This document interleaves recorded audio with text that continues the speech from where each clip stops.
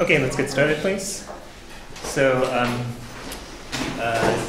today we're going to be talking about approximation of functions. Approximation of functions. Okay. So pick a number between 1 and 100. 99.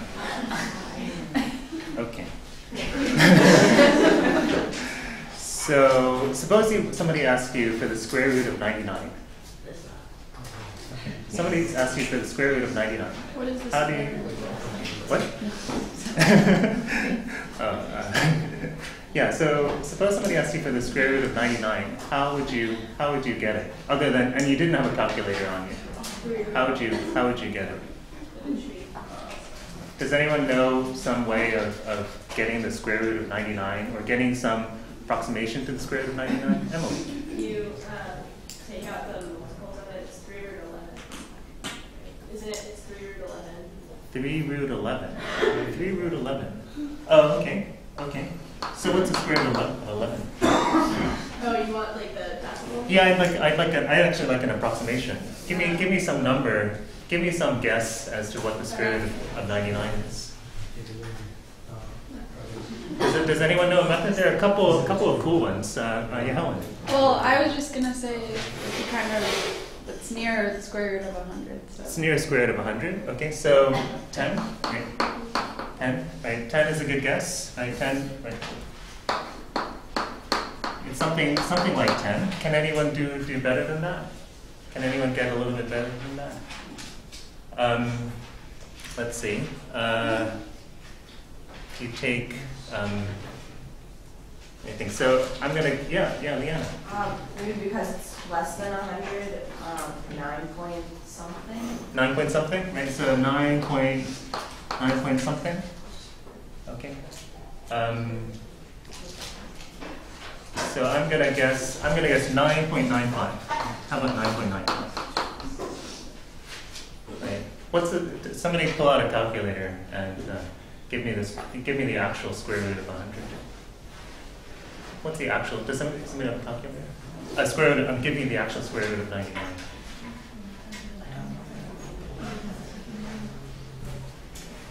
Does anyone have a calculator? Would somebody mind pulling out? Okay, Sharon has one. All of you who are reaching for you. You said the square root of 100? Square root of 99. Sorry. Square root of 99. Sorry. I'm not really awake yet. 9.94980 something. Okay, so I was off. My guess was off by 0.0002. Right, that was a pretty good guess. Right, that was a pretty good guess. Okay, so how do you make such guesses? Well, one way of making them, there are actually two ways. There are actually a couple ways of making them. But one way you know already, in fact, and that is to use the tangent line to the square root function. So so you have this function f of x is the square root of x here, right? And you are asked for the square root of 99. Right? The square root of 99 is here. Here's 100. 100 is here, right? And you actually know the height there, right? This thing is at 100, 10, right? This thing's at 100, 10, and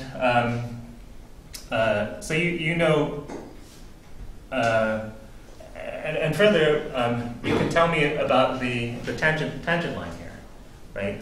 How do we figure out the tangent line here? Somebody tell me how to do it. Tangent line, find the derivative, right? So f prime x is 1/2 x to the negative 1/2, right? That's 1 over 2 square roots of x, right? 1 over 2 square roots of x, right? And so at this point here, what's the slope of the tangent line? What's the slope of the tangent line? 1 over 20, right? So this slope is 1 over 20. And all this you knew already, right? All this you know already. And the function is differentiable, right? The function is differentiable, meaning that the function is well approximated by its tangent line, right? So by the function, mere 100 is well approximated by its tangent line. So well, certainly at 99, the value of the tangent line should be pretty close to the value of the actual value. Okay. So what does the slope tell you? If the slope is 90 and we step over, the slope is 1 over 20, and we step over one step, then how far down does the function go? 1/20th, right? Goes down 1/20th. So we were at height 10, so then we're going to be at height 9.95. Right? 1/20th is 0.05. 1/20th is 0.05, and so at 99, your guess using the tangent line should be that the square root of 99 should be close to the value of the tangent line at 99, right? Which turns out to be 9.95. Okay, and in fact, that turned out to be really close to the actual value.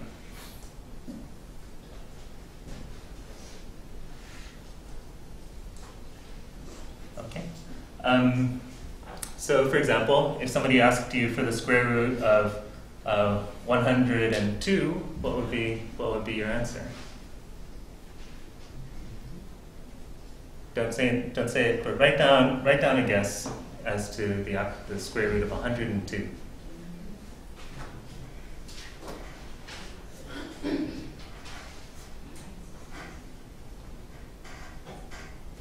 Okay, turn to somebody else and say what your guess is.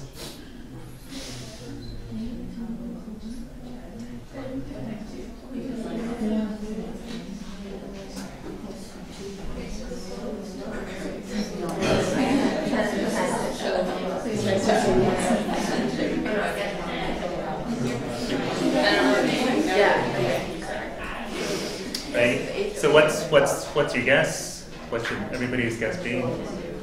10.1, right? The square root of 102 ought to be the value at 100, that's 10, plus two steps over, right? With each step over, 101, 102, right? The square root of 101 ought to be close to 10.05. The square root of 102 ought to be close to 10.1, right? Et cetera, et cetera, et cetera. And you see, as you get farther and farther away from 100, then the tangent line there becomes a worse and worse approximation. Right? If I go really far away, I don't want to approximate a value by using the tangent line at x equals 100, but rather I'd like to choose some closer value that I do know. So if you gave me some other value between 1 and 100, like give me some other value between 1 and 100. 57. Okay, so 57 or 47. Okay, so 47 is easier. Right. So what I'm going to choose, I'm going to take the square root at 49. Right. Okay. So right. So your guess is going to be like 6. Right. Your guess is going to be like 6.1, 4, 2, 8, 5, 7, something like that. Right, that'll be your guess. Right, and so what's the actual square root of? Could somebody give me the actual square root of 47? Sharon, if you don't mind pulling it up. Is that right? Oh, that's wrong. 47? Yeah, I could be wrong. It is 6.8556546. Okay, 6.851. 56546. Okay. Right. So pretty close. Okay. So right, what's the point? The point is that if you know about point. If 1 one knows the value of the function of f at some point c, and the value of f prime at c, then one can approximate f near c, right? Using the tangent line.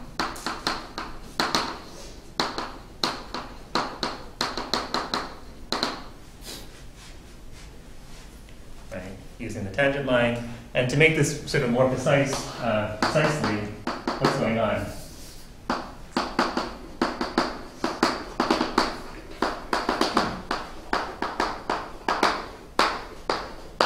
Right. What's going on here?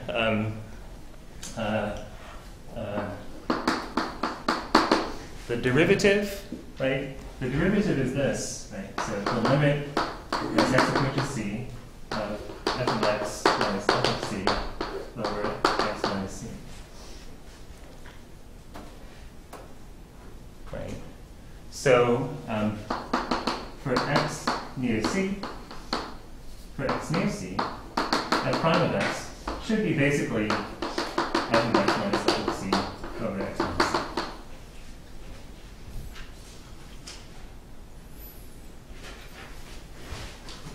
Right. The derivative is this limit as x approaches c. So as x gets really close to c, this thing on the right should basically be f prime c. Right. This thing on the right is going to get really close to f prime c. Okay. So what does that tell you? Right. That tells you that we've seen this before. F prime c times x minus c equals f of x minus f of c. Which tells you that for x near c, f of x is basically the value at c plus the slope of the tangent line times the number of units you've moved over, right? Times the number of units you've moved over, right? So that's right. Using all approximations. The value of f at x is basically the value of f at 100 plus 1/20th times the difference of your position from 100, right?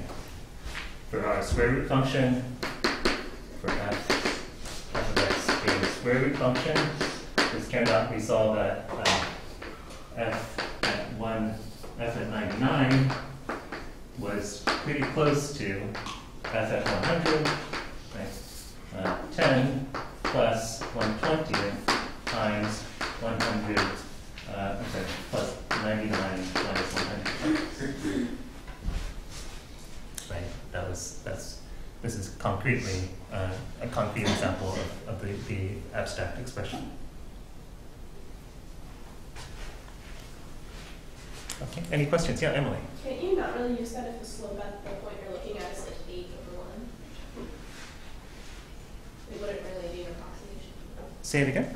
If the slope is like changing fast, where you're talking about, wouldn't it not really be an approximation? So you're saying, like, suppose you have some function that has a really quick change. And it's on either side of the point. Yeah, and so you say, well, here's my tangent line. Right, this is not going to be a good, right? So, but you see that as so there's this sort of ambiguous statement here, right? For x near c, right? So here's my c, here's the height f of c, right? And you see that actually, certainly it's true for points far away from c. But as I get closer and closer to c, the tangent line actually does give me a good approximation. Right? So no matter, as long as your function is differentiable, then the tangent line will give you a good approximation for x near c. But the thing you should say is like, well, how near do I have to be to c to get to to know how good my approximation is. Yeah, so I mean this is true, but and for functions like this, which have a sort of slow change, it's good for a pretty wide, for what subjectively to us seems like a wide range, and then for here, sort of like a smaller range. But in any case, the point is that you can get this is one way of approximation. Yeah, but you're right. That certainly as you get farther away from C, the approximation gets worse. But there will be, it is true that if you get close enough, then it will be good. Okay. Any other questions? Okay, let's do a couple of exercises then. Couple of exercises. Let's see. So function is f of x is 1 plus x to the p, and I'd like you to give the tangent line to f at 0 and x equals 0. Okay. And then the second one will be do the same thing for f of x being the sine function.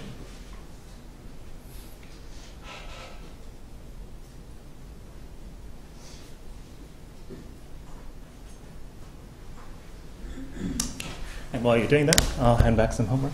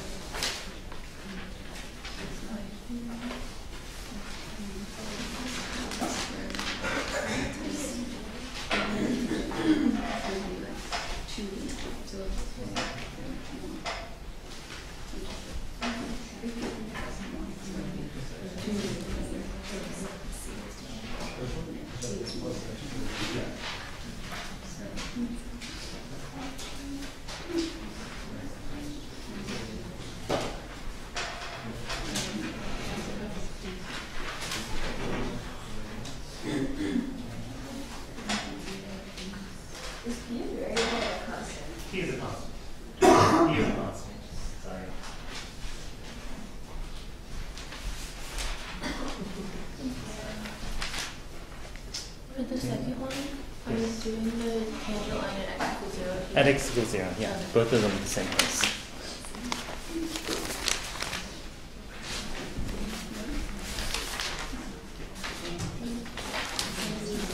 More on the x. Let's get to it. Okay, sounds like people are about done. So, give the tangent.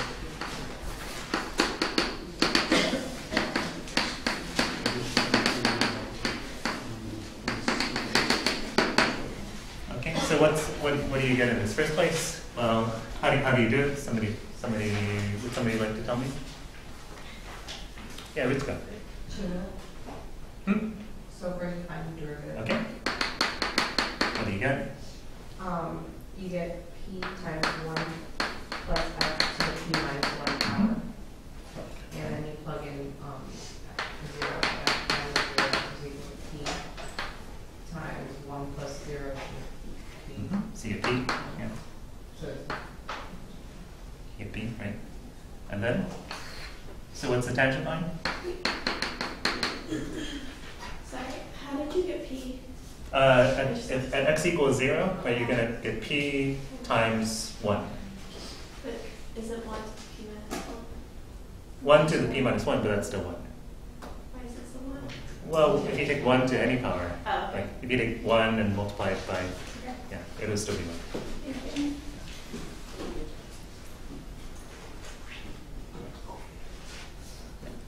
Okay, so what's the equation for the tangent line? Well, somebody read it off. Y equals px.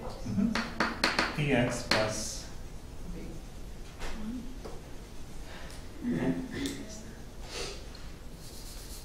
P times, what is it, Rachel? Well, you have to plug in 0 into f of x. Okay, so f of 0 is what? Is 1, right? Right. So you get px plus 1, right? Right. You get p times x minus 0 plus, right, so this is the slope at 0 times x minus 0 plus f at 0, right? So px plus 1, so 1 plus px. Okay. So for example, if somebody asks you for the, I don't know, the 10th root of 1.001. Somebody asks you for the 10th root of 1.001, then what's your guess going to be?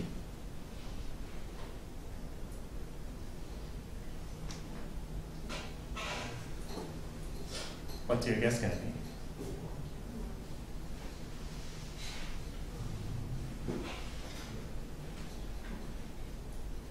What's your guess going to be?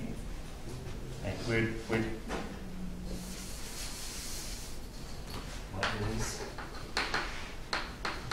1.001 to the 1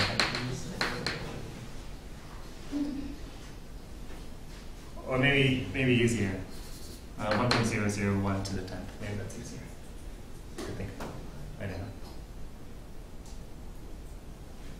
You've actually have the answer in front of you.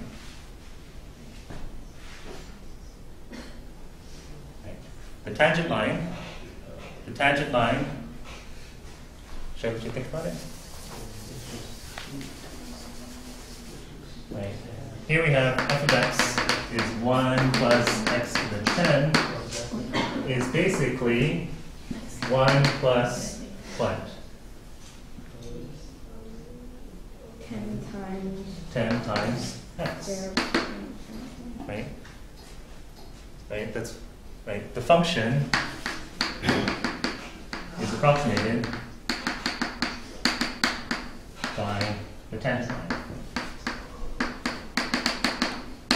By its linearization, to use the vocabulary in this section, right? This is its linearization, right? It's the tangent line, right? The linearization, tangent line, aka linearization.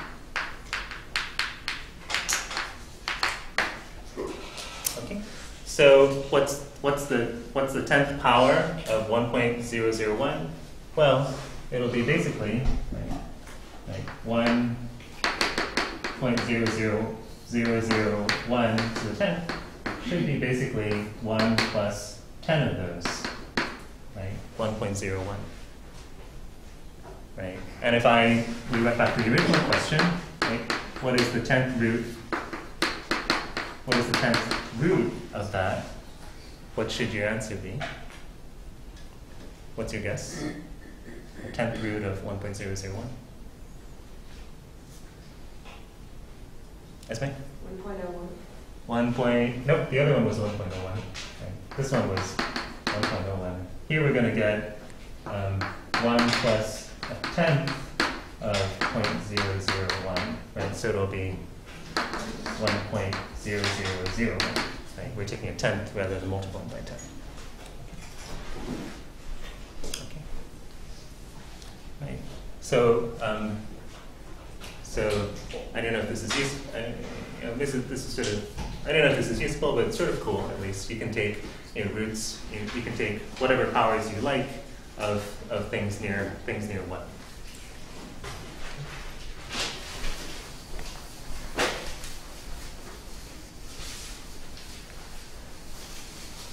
Any questions? Any questions about this? It's basically using the tangent line to guess the using the tangent line to guess the value of the function, right? You can think of it as using the tangent line, or you can think of it like this, right? Right. The slope of the tangent line is p, right?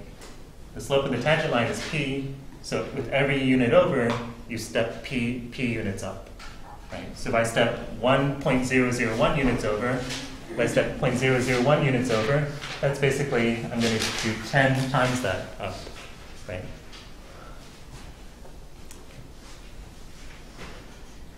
Okay. The second one was a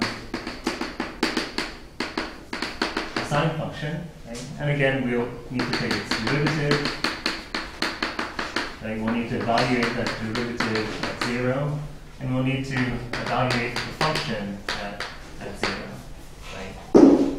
So what's the linearization then? What's the linearization? Right. This is the slope. Right. That's the value there. Right. It's going to be x. Right? So 1 x minus 0 plus 0. Right? F prime, right? F prime of c, F prime of c, x minus c plus f at c. Right? And so the linearization is just a straight line. Just this line, just x. Right? Telling you that for x near 0, the sine function is pretty close to, right? Sine function is pretty close to x for small x. Okay, and that's something we've seen a couple times, or we've mentioned a couple times.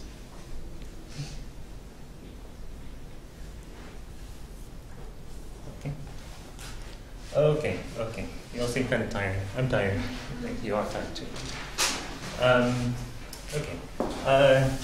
Just for your amusement, let me show you the other way of taking square roots, called the Babylonian algorithm.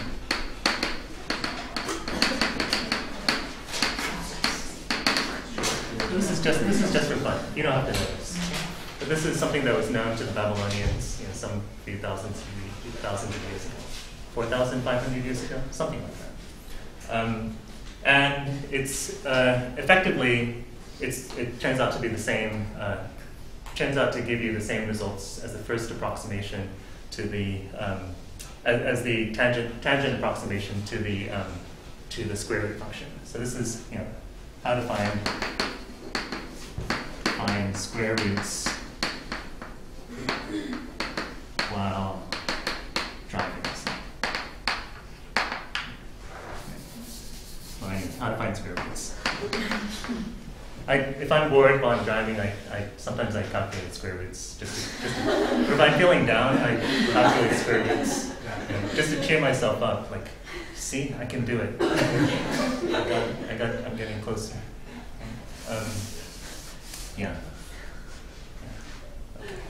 But don't do it while driving. As my mom used to tell me, stop doing that. Stop doing square roots while driving. It's not good. You're gonna crash. Okay. So here's the idea. give me some number between 1 and 100 again. 23. 20. 23. 23. Okay. So 23. So you're looking for the square root of 23, and you think, okay, well, I'm gonna guess something pretty close, 5, right? So your first guess, 5, right? So, okay, so if I got the square root geometrically, I have some value, right? I'm looking for the thing for which I have a square, right? I have a square, and I'm looking for the length for which, if I make an object like this, then the area here is 23, right? That's what I'm looking for. But I don't have that. I know I don't have that, because 5 squared is not 23. Okay? I know that it's actually too long. Right? Here's my 23, and the other side is not going to be the same length, but it's going to be something shorter than what I have. Right? 5 is too big, so the other one is going to be too short. Right? Okay. So the clever idea is to say, well, I know that this one is too big, and I know that this one is too short. So let's take the average. Right? So take 5 plus 23 over 5, and then divide by 2. Right? And you're going to get 24 over 5. Right? That's to say, 4 and 4/5, and 4.8. Okay, and that's your approximation, right? So that's it, right? Right. Shannon, I'm sorry to bother you again, but what's this? If you could take the square root of 23. So the actual 20. It's 4.79, 583, 152. Okay, 4.79583, blah, blah, blah, right? So we're not that bad, right? We're in the third, we're pretty close. Okay. And, right, so the Babylonian algorithm is good, is really nice in the sense that you can actually keep on going, right? Once you get to here, right, this is so that was your first guess, here's your second guess, 24 guess. Right? There's no reason to stop here. Right? We can keep on going. Say, okay, right. I know that this thing is, I don't know if it's too big or too small, but I know that the other side is going to be too small or too big, depending on this one is too big or too small. Right? So 23 here, and then you take right, so if this length is 23 over 5, the other side is going to be 23 over 24 times 5. Right? Right, so that's your second. So the other side is going to be, right, 115 over 24. Right? So then you take the average. You take the average, 24/5 plus 115 over 24, and divided by 2. Okay, and that will be, I don't want to work it out, but that will be your next guess, right? So this will be guess number 3, right? And probably, usually with each iteration, you get two more degrees of roughly you get two more steps of accuracy. So if you're bored and you're feeling down, here's something that always cheers me up and keeps me.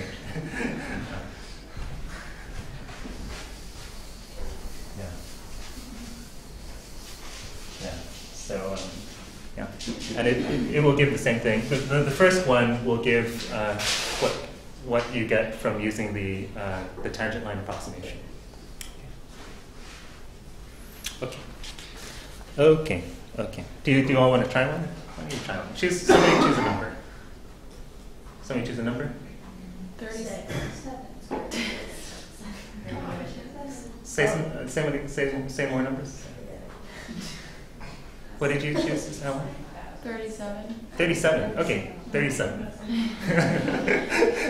Okay, yeah. So 37. Right.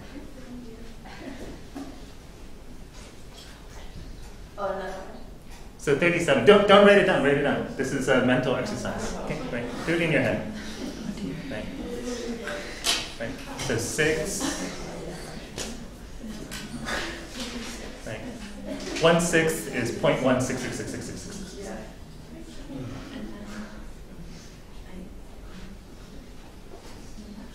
Don't write it down. Do it in your head.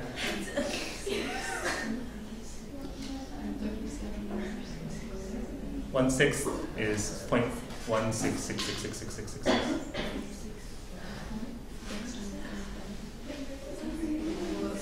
Yes. Yes. Yeah. So what's the answer? 6.0 what? Who said it? Liana, was that you? Nope.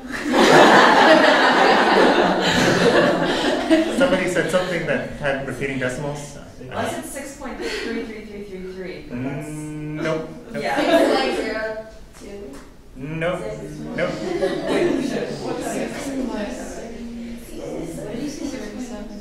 1/6 is 1/6 is 0.1666666. Right. So right, your guess is 6. Right. You have a 37 here. 37/6 is here. This is 6 and a 6th. Right. 6 and a 6th. Right. You take 6 plus 6 and a 6th. Right. And divide by 2. Right. 6 and 6.16666 and divide by 2. Right. And you get 6 point. What's half of 0.1666666? Those of you who have been raised on calculators. Right, what's half of?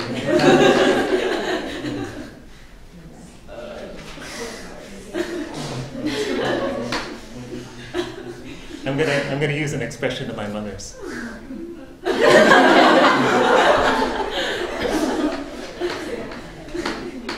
Right? 0.083. Right? So that's your approximation. Those of you who can actually divide, it's going to be 6.0833333. Okay.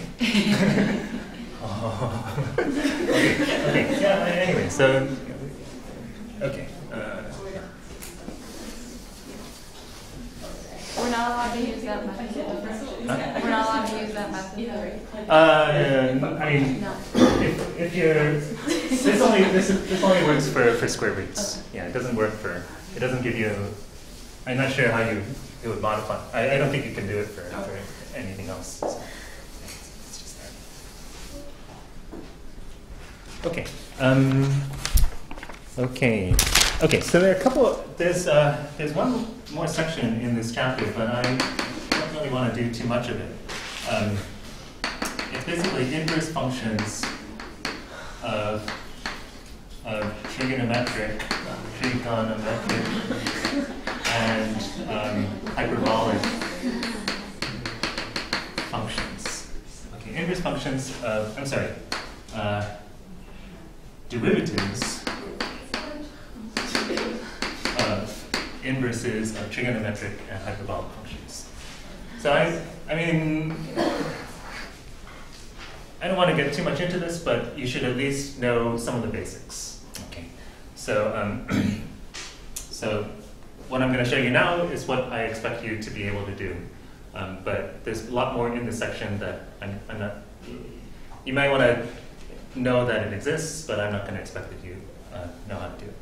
Okay. So So recall, right? The sine function is not invertible, right? The cosine function is not invertible, and the tangent function is not invertible, right? But if you restrict them to certain domains, right? If you restrict the sine function to -π/2, the cosine to 0 pi, and the tangent function to -π/2, π/2, then these are invertible, right? And one denotes their inverses by sine inverse, cosine inverse, and tangent inverse.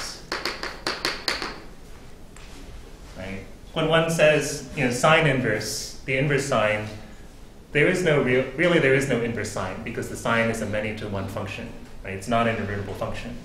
Really, what we mean when we say sine inverse is the sine of is the inverse of the sine function restricted to this domain where it is invertible, right? Between here and here, right? Oops. Between here and here, between negative pi root 2 and pi root 2, the sign is invertible, right? Between 0 and pi, the cosine is invertible, right? Between negative pi root 2 and pi root 2, the tangent is invertible, right? Okay, so we do have inverse functions, and so we can differentiate them. We can differentiate these inverse functions, right? Just in the same way as we did before. Remember, the derivative of the inverse function turned out to be 1 over the derivative of the original function, but evaluated at the appropriate point. Right? The derivative of the inverse turns out to be 1 over the derivative of the original function evaluated at the appropriate point. Right? So for example, if I'm taking the derivative of the inverse sine function, I know that that's going to be 1 over the derivative of the sine function evaluated at sine inverse.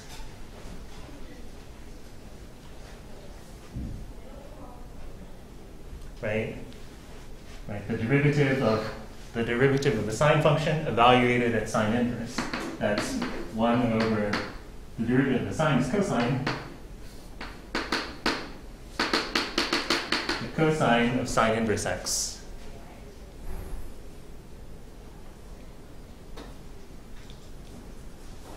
Okay. We can simplify this. We can go a little bit farther with this and say, well, what's the cosine of sine inverse? We know cosine squared of anything plus sine squared of anything equals 1. Right? So what does that tell us? That cosine squared, we can get information about cosine of sine inverse, right? This is x squared, right? Sine of sine inverse of x is x. That squared is x squared, right? Right? Cosine squared plus sine squared equals 1. Sine of sine inverse of x is just x, right? And so we get this. So that tells us that cosine of sine inverse is 1 minus x squared, the square root of that, plus or minus.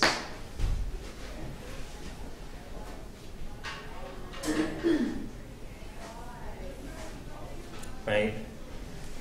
So the cosine is going to be plus or minus this, but remember, sine inverse of something lies in negative pi root 2 pi root 2.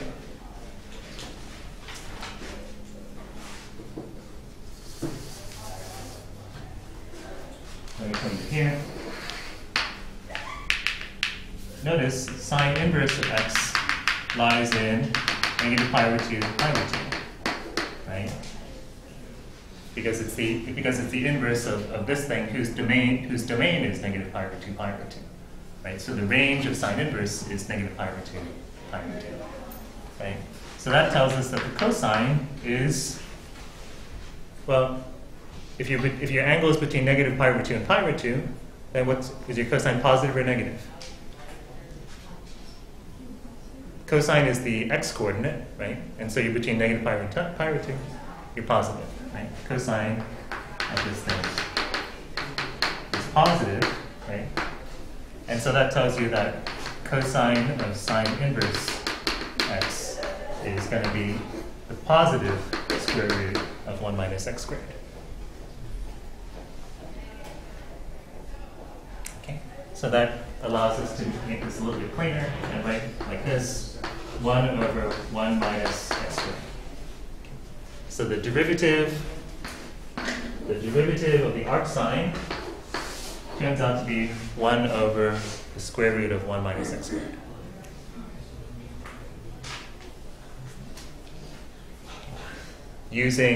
Just by using our knowledge of derivatives of inverse functions plus trigonometry. Okay.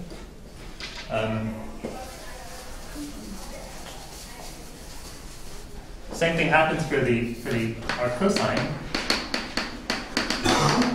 Something similar happens, and you end up with 1 over the square root of 1 minus negative 1, the square root of 1 minus x squared. Okay. And then for the